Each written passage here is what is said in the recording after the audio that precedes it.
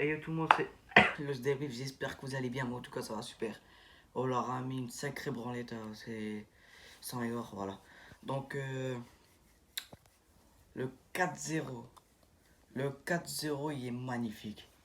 En première mi-temps, on les laisse jouer, tu vois, on les laisse jouer un petit peu, tu vois. On laisse aller vers le but. Mais c'est que là on a eu un beau coup franc que Renato Sanchez le frappe. T'as la tête de fond qui passe pas.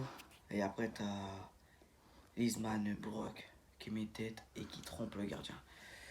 Donc le gardien, je sais pas qu'est-ce qu'il a voulu faire à la frappe de Brock. Sachant que le gardien a failli se manger le poteau en fait.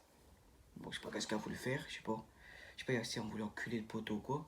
Mais en tout cas, là, il était bien parti. Donc voilà, après c'est la mi-temps, tu vois, on a eu... Après, ouais, c'est vrai qu'à la 40e... non, à la 45e, dans les temps réglementaires, et ben...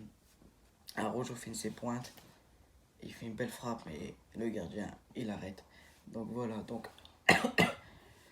C'est vrai que c'était pas dur face à Lens. Après, il fallait s'en douter. Il fallait s'en douter. En plus, c'était interdit d'aller au stade. C'était huis clos. C'était, comme il a dit Checo, c'était inutile. J'espère qu'on les a rendus fiers aux supporters. Moi, en tout cas, vous étiez des excellents joueurs. On aurait dit Paris numéro 2. Paris.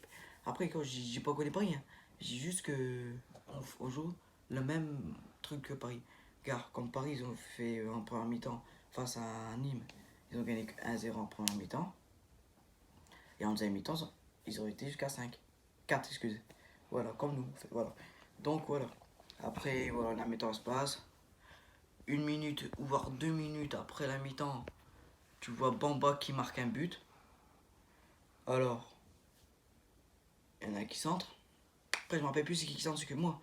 Je regarde pas trop les gens qui centrent, mais je regarde ceux qui marquent en fait. Donc voilà.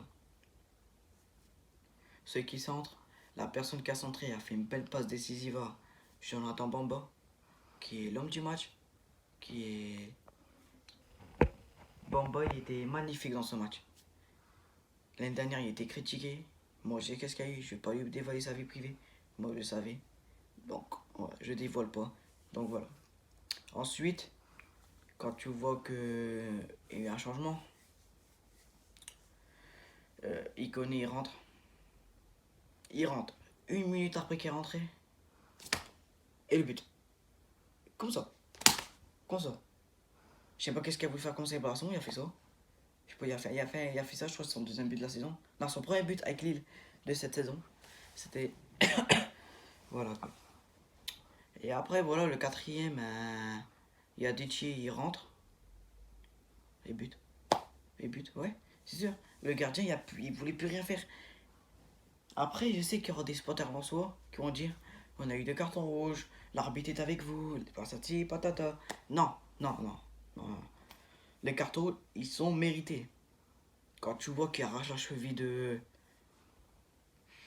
Bardjarek, quand tu vois qu'il fait un tac par l'arrière, si tu me dis ça, c'est pas carton rouge, c'est que tu connais rien au foot en fait.